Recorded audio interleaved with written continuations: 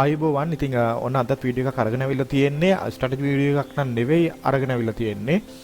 මම නිකන් දාපු ට්‍රේඩ් එකක් තමයි තියෙන්නේ. මම හැමදාම කියනවා වගේ ස්ට්‍රැටජි නෙවෙයි අපි පුළුවන් තරම් ප්‍රැක්ටිස් කරන්න ඕනේ. අපි ප්‍රැක්ටිස් එකෙන් ගන්න එක්ස්පීරියන්ස් එක තමයි ට්‍රේඩින් වලට ගොඩක් වෙලාවට වැදගත් වෙන්නේ. ඉතින් මැනේජ්මන්ට් විතරකුත් නෙවෙයි ස්ට්‍රැටජි එකකුත් විතරකුත් නෙවෙයි. ඔය හැම දෙයක්ම එකතු වෙලා තමයි අපිට ට්‍රේඩින් කරන්න හැකියාව ලැබෙන්නේ. ඉතින් එතකන් ප්‍රැක්ටිස් කරන්න ලොස් වෙයි ප්‍රැක්ටිස් කරද්දී අනිවාර්යයෙන් ලොස් වෙනවා ප්‍රැක්ටිස් කරද්දී හැමදාම හැම වෙලෙම ප්‍රොෆිට් කරන්නේ නැහැ. හැම ට්‍රේඩ් එකම වින් කරන්නෙත් නැහැ. ඒ නිසා පුළුවන් තරම් ප්‍රැක්ටිස් කරන්න, ලොස් වෙන ගමන් ප්‍රැක්ටිස් කරන්න. ලොස් වුණා කියලා අතාරින්න එපා. විශේෂයෙන් ලොස් වෙන්නේ ස්ට්‍රැටජි එක account එක නෙවෙයි account එක ලොස් කරගන්න එක කරන්නේ නැතුව පරිස්සම් වෙන්න මැනේජ්මන්ට් එකක් පාවිච්චි කරන්න කියන්නේ අන්න ඒකට. ඒ වගේම තමයි ස්ට්‍රැටජි එකක් ලොස් වුණා කියලා ඒ ස්ට්‍රැටජි එක පැත්තට දාන්න එපා.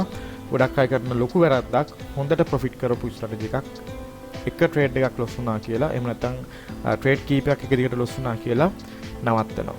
ඉතින් එහෙම කරන්න එපා. මොකද හැම වෙලේම මාකට් එක විදිහට තියෙන්නේ නැහැ. ඉතින් අපි ප්‍රැක්ටිස් කරන්න අපි මේ දේවල් අඳුර ගන්නවා, මේ දේවල් තේරුම් ගන්නවා. ඉතින් මේ දේවල් තේරුම් ගන්න පුළුවන් වෙන විදිහට ප්‍රැක්ටිස් කරන්න. ඉතින් මේ ට්‍රේඩ් එකත් ඔයාලට පේන විනාඩි දෙකකට දාන ට්‍රේඩ් එකක් මම කලින් කරන වීඩියෝස් වල තිබ්බා වගේම මොකද මම වැඩිපුරම කරන්නේ මේ ට්‍රේඩින් මෙතඩ් එක. ඉතින් මේ ට්‍රේඩින් මෙතඩ් එක මම ඔයාලට කියලා දීලා තියෙනවා. කැමති අය ඉන්නවා නම් මම මේ වීඩියෝ එක දාලා තියෙනවා පළවෙනි කමෙන්ට් එකේ.